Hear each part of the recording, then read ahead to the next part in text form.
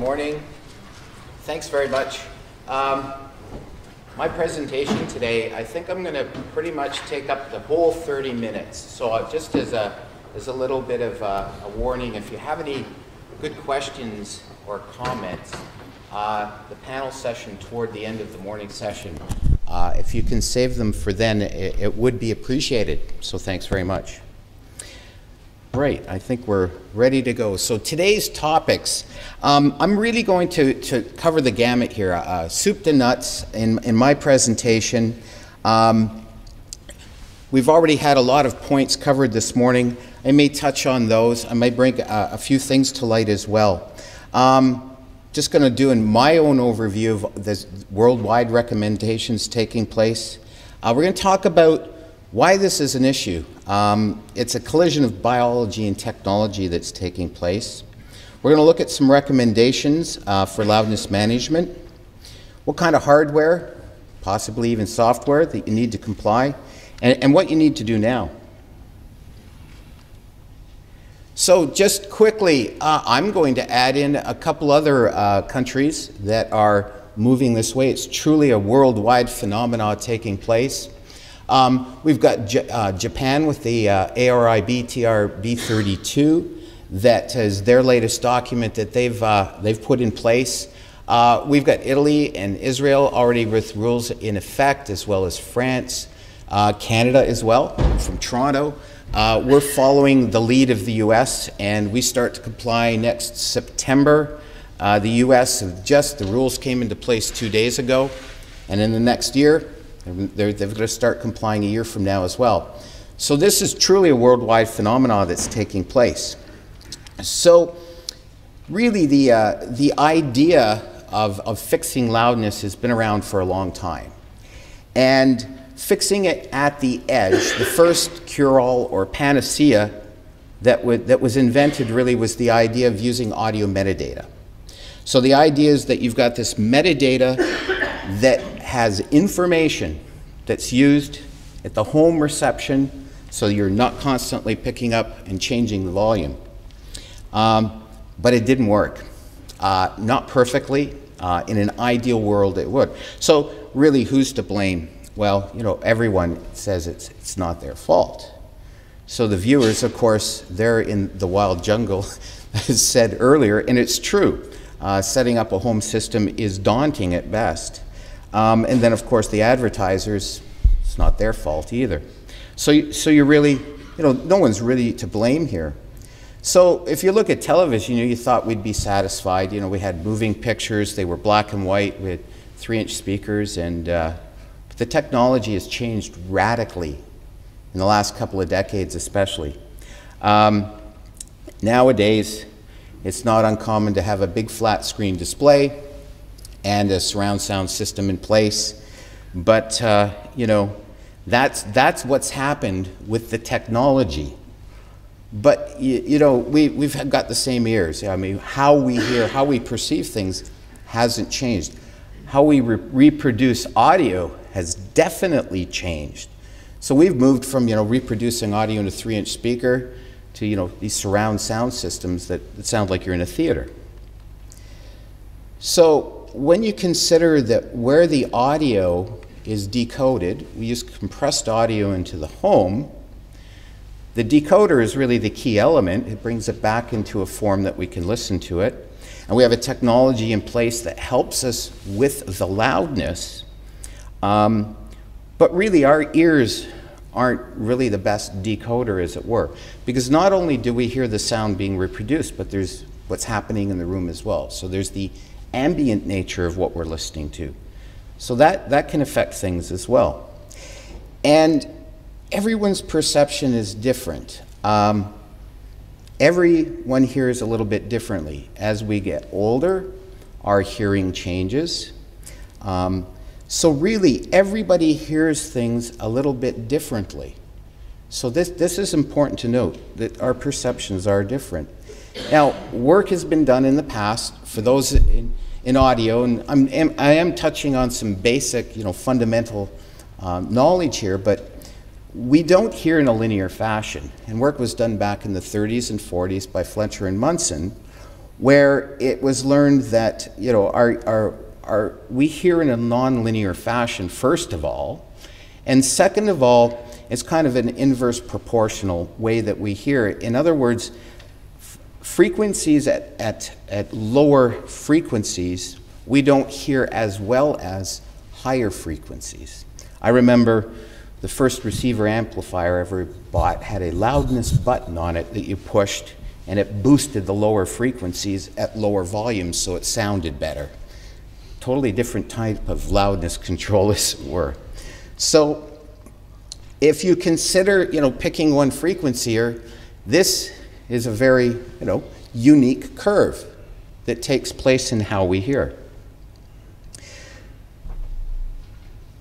So this actually is just a little bit more detail, and I'm going to skip by this for time's sake, but essentially these are well understood curves on how we hear. Now, looking at how loud can it get? So when we look at measuring audio, the theoretical limit sort of at the maximum end of 194 dB, if you ever heard a sound that loud, in fact, probably your ears would explode. So I mean, this is at the theoretical at the top end. As you go down the scale, just for example, the threshold of pain is around 150.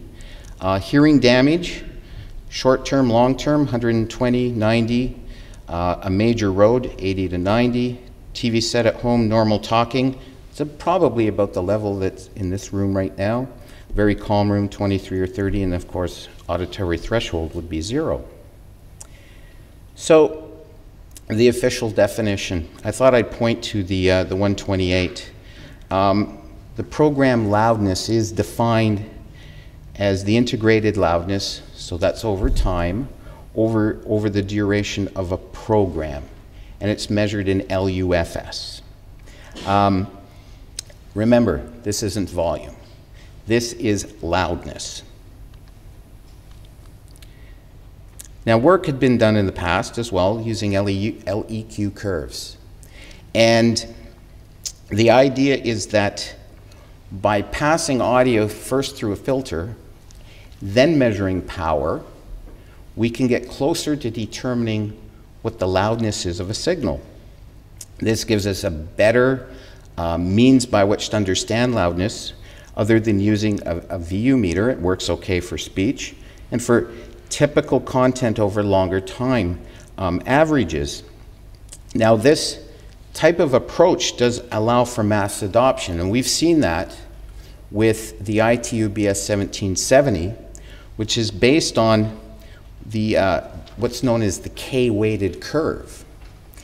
It is a rather simplistic approach, but it does differ from human perception due to spatial and spectral errors. So by no means this is a perfect way to do it, but it gives us a much better way than what we've used in the past. So the ITUBS 1770 recommendation measures the 5 channels in a 5.1 surround sound. It's not based on dialogue channel only, and it is a weighted sum of the 5 channels. The unit that we measure, it's measured in decibels, which we all understand, but the LUFS, it's loudness integrated over time, units K-weighted filtered, and to full scale. So when we went to digital, 0 dB is maximum, and then everything is measured below that. So they're in negative numbers. Now the K filter, it's a very interesting subject and something I'm not going to spend any time on today, but by all means there's lots of information out there on how this filter works. And I think we'll probably be talking a little bit later today as well. So the EBU 128 points to -23 LUFS. That's the magic number. And from the loudest 0 to the quietest -31, the target we're going for is -23. So AC3 metadata, the Dialnorm. This is the most important parameter that's set relative to the all of the other metadata parameters. So this is a measurement. It's over a variable length of time, typically the length of the commercial, the length of the program, and it represents the dialog level. So what's the difference between dialog normalization, the Dialnorm, and then the loudness measurement that we're using with the ITUBS 1770? Well, in essence, it's dialog only in AC3, but it's the 5 channels in the surround sound signal. And both are measured over the length of the program. So there's the difference there, is the channels. Now, dialog level. This is the loudness of the anchor element. And really this is a key aspect of mixing audio, is you pick the anchor element and then other parts of the content are mixed to the anchor element. So what happens is there's a balance created by doing that.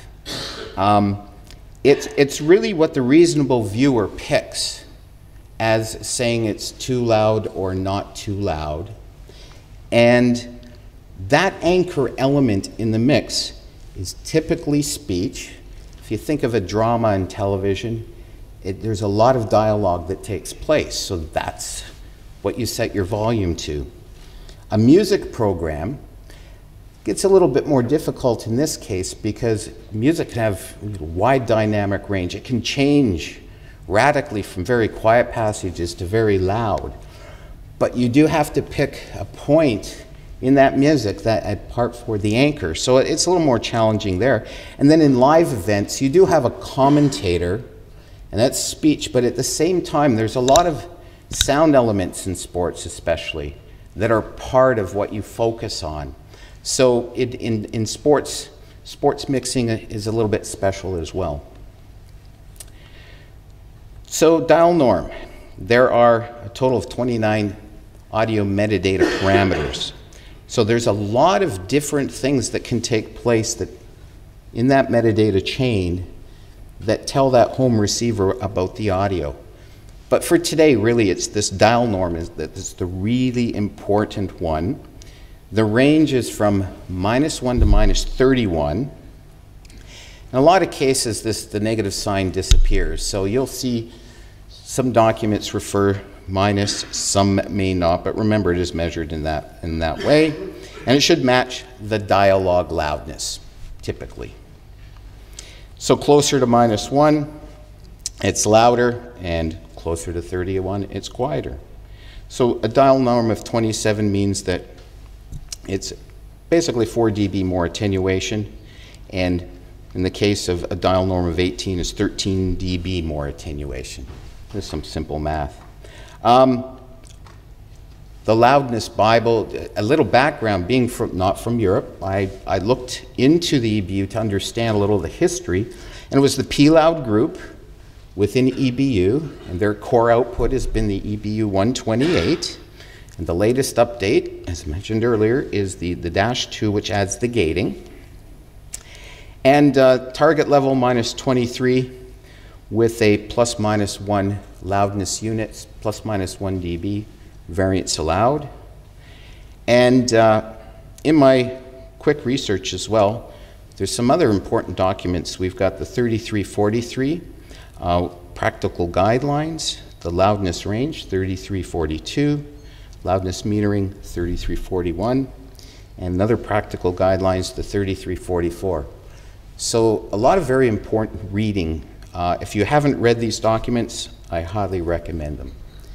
So now, starting to look at the technology. What can we do to fix this? Why not just put in automatic gain control? Typically, they only consider total energy, usually voltage. And what they do is they work to keep audio in a narrow range. They'll maintain consistent levels, normalizing peaks and are linear, but do not consider frequency, and do not really have an effect in perceived loudness. So really, when you're thinking of trying to control the loudness of audio, is you want a consistent perceived loudness without modifying any other audio signal characteristic. So that's a key element of all of this. You look at the advertisers. Their job is to make you take notice. Audio is processed. They put it through equipment to have a higher than average loudness. This is what they do. I don't know if you're an avid television watcher or not, but during commercials, they do the same with video. They up the saturation, the color. Commercials are designed for you to take notice of, and that's important. They're meant to get your attention. Now, one thing that you can do, and there's audio processing techniques, there's compressors and limiters. These are intensity based. They're not perceptual. Initially designed to increase the density for FM radio and mastering rock albums. If you look at the waveforms of FM radio, CD mixes, they are very dense, and they sit just below 0, and it's filling it up. It sounds dense. It sounds loud. That's how the audio's been processed. And at the same time, it's entirely possible to narrow the dynamic range as well. So these aren't transparent devices. They're used in television as well, because it is a means by which to go in and help with the perceived loudness. This type of processing works typically in 5 frequency bands and affects levels differently in different frequency bands. When you start to look at the source of the audio, we've got the 500 channel universe now. It's here, it's even bigger than that. No one generally has the same level, and work's been done in various parts of the world on this. I've brought out some examples from the US, and you can see that as you look across these various content providers, there's various approaches that are taken. Now, so long as the dialog normalization value is matched up with that and is maintained through the whole signal chain, it all works. But that's an ideal situation. We'll just take here -23 to -31. What if both those, for some reason, didn't have the proper metadata and a default value was picked in the home receiver? You get a huge variance. So this is one of the aspects of why we can have the issue in the home is missing or incorrect metadata. So really the whole idea was, as we went into digital television, we put a technique in place, new and improved, now with Dialnorm, and really it's the idea of a set and forget solution, which is what we're all seeking.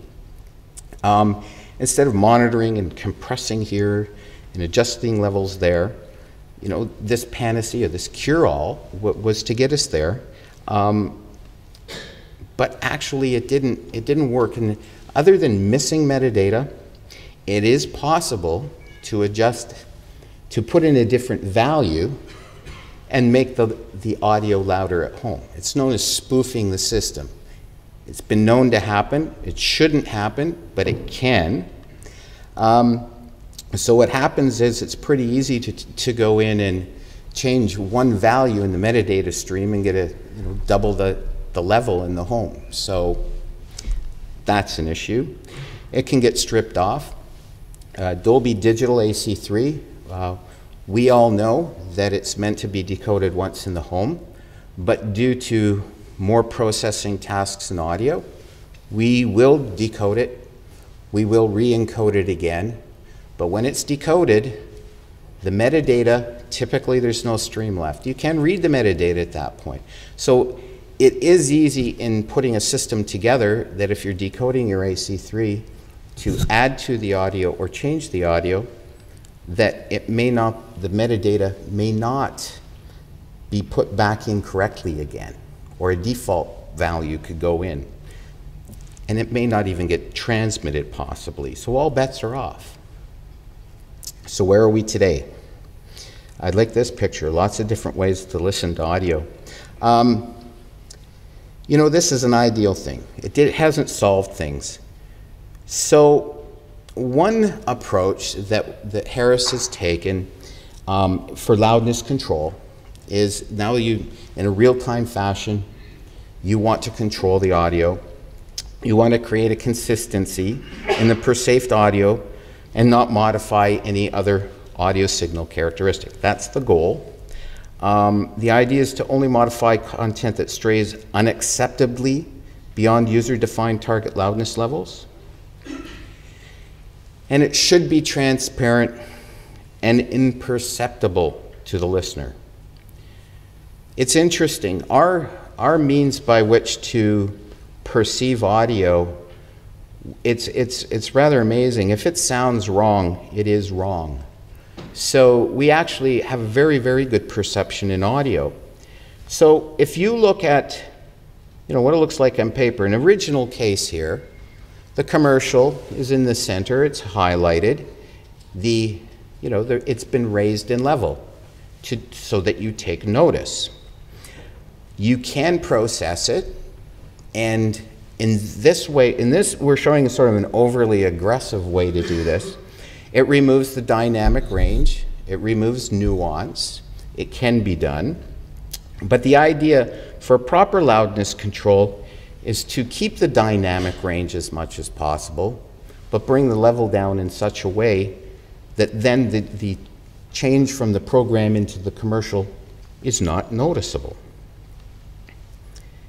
It's interesting, when it comes to loudness differences with short-term variations of less than 500 milliseconds, so it's in that half a second, users complain. I can remember fade to blacks at the end of a drama program into commercial. They're gone now. It's to prevent DVRs from not recording commercials. And shortening that time has made the issue worse. So the better way, a real-time loudness correction, we need a model that not only takes the detection and processing speed into account, but the perception curves of the human ear. The idea that the loudness control would look across multiple frequency bands. Now the technology that we're using, the DTS technology, gives you two selections for measuring the audio. There is the ITU K-weighted curve, or there's also this critical band human cochlear ear model that's used. It has an advantage in that it works very well on these short-term loudness issues that can take place. And over time, it does agree with the ITUBS 1770 measurement. So this is an enhancement. Another part of it is something called perceptually tuned ballistics. It's used in combination with the measure that you choose. And what it does is it includes considerations for the impact of transients on the listener's perception. So the idea is to make adjustments without introducing audible anomalies that you may pick up. There's traditional attack and release times. There's nonlinear ballistic response, noise floor discrimination, deadband controls. In other words, if the audio is okay for where you set it, don't touch it. Allow it to pass through. 5 minutes. Thank you. So a quick block diagram view here. So input audio, there is a look-ahead buffer. This allows us to determine, that spike that's coming and be able to adapt to it. Apply the proper gain and attenuation. There is some hard limiting if required. And the advantages, it was designed for transparency by perceptual coding engineers. It corrects loudness, preserving the original loudness curves, and it doesn't create a squashed type of sound. It does use lookahead technology. That will add delay to the audio processing, which you do have to make up with video, and it can correct for plus minus 12 dB. So it does manage loudness without shaping the sound signature. It complies 1770. The neural loudness measure outperforms 1770. Can work for mono stereo 5.1, 7.1, and we're in constant correction or protection only mode. There's a technology to consider. It does add up to a better viewer experience. Now, this isn't meant to be a product ad slide. The idea is that there are a lot of form factors out there, and typically products of this ilk you'll see in a modular or 1RU type form. And then, of course, other than the control aspects, measurement, there are plenty of products in the market that provide measurement. These are some examples, 1RU, form factors, radar display, histogram, typical half rack type of, or half rack width type of products as well. So, as I said, we already have a set of test gear, our ears themselves, right?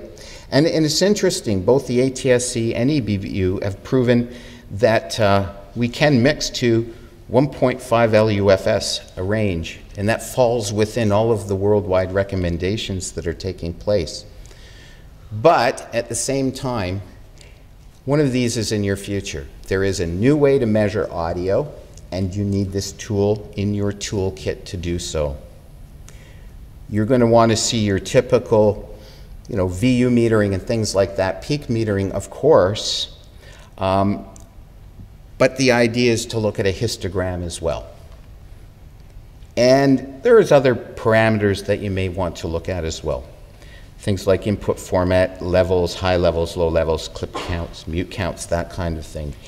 And it's interesting, with this whole process of viewer complaint and then setting up a process that the complaint can be registered and checked back and et cetera, logs are important because then you can prove your compliance at a certain time because you have it measured and logged. So logs are important of all of this as well. And it's always nice to understand situations where you may go into an alarm condition, whether it's noticed or not. So out of tolerance is good to know as well. I've been talking about real-time measurement, real-time control. Also, there's file-based. Typically, this is non-real-time in that you pick the file, send it into the device, the correction is done and comes back out again. A typical GUI for this type of thing. And I'm just getting into the finishing up mode here, about 2 more minutes. How do you take an approach? You start looking at your workflow. So you've got live network satellite feeds. Is it a trusted source, yes or no? You've got commercials being delivered. They could be going onto a server or into tape storage. Are you going to adjust, or are you going to do something, measure at that point?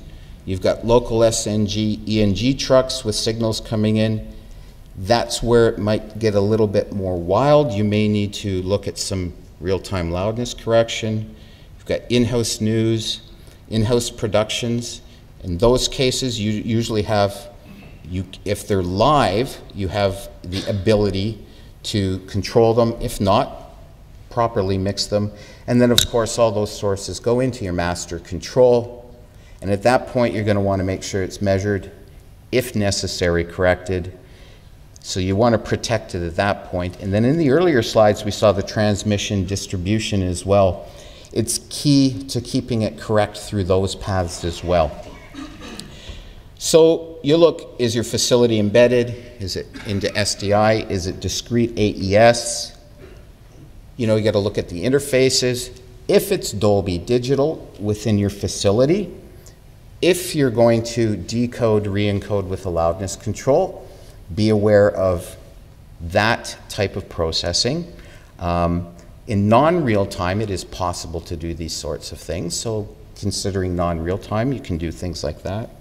And then how many outbound channels do you need to deal with in your facility? You may have products already in there from various manufacturers that can be upgraded.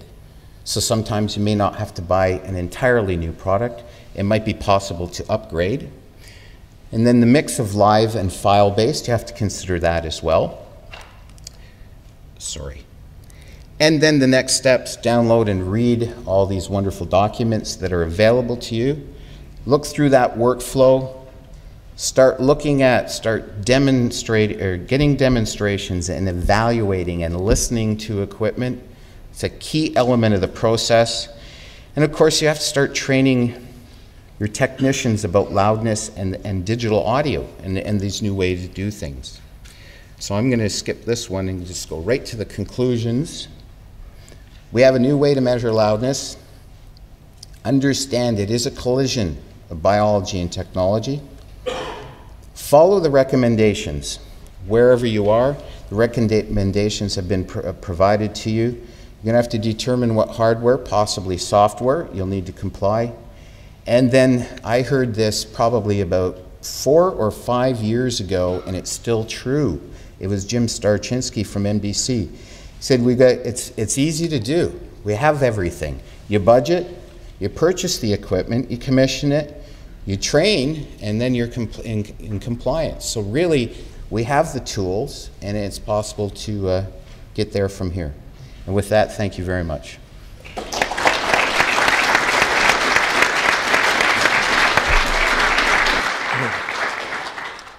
Thank you, Randy. Just one remark, because we don't have the time for Q&A now. Would like to, if you have any questions, please postpone it to the panel. Just 2 remarks to that. One is that an American guy has given so much credit to European standards. I am as the chairman of P-Loud, would like to give credit to other standards, to American standards. So there is, of course, not only EBU R128 and all the supporting documents, but in the States is recommended practices A85, which is the main document. There are similar documents in Japan, in Australia, and in other places. So this is not the only one, but all of those are basically, have at the core 1770, so the same measurement. So don't get confused that there are so many standards out there. It's all based on 1770, so they are all in the same direction. And there are slight flavors and differences between those. But it's basically, everybody's pulling on the same side of the string, and all those standards have the same core. That's one thing I wanted to mention. And the other thing is, because I know that the Dolby guys, probably jumped up, is that actually Dialnorm is the same as program loudness. It is not only tied to dialogue measurement. You can measure dialogue separately, and you can measure dialogue to determine Dialnorm, but you also can measure the whole program, and it's still called Dialnorm. It's the name of the parameter. So also the New Year's concert has a Dialnorm value, although it's not measured with dialogue. That's just one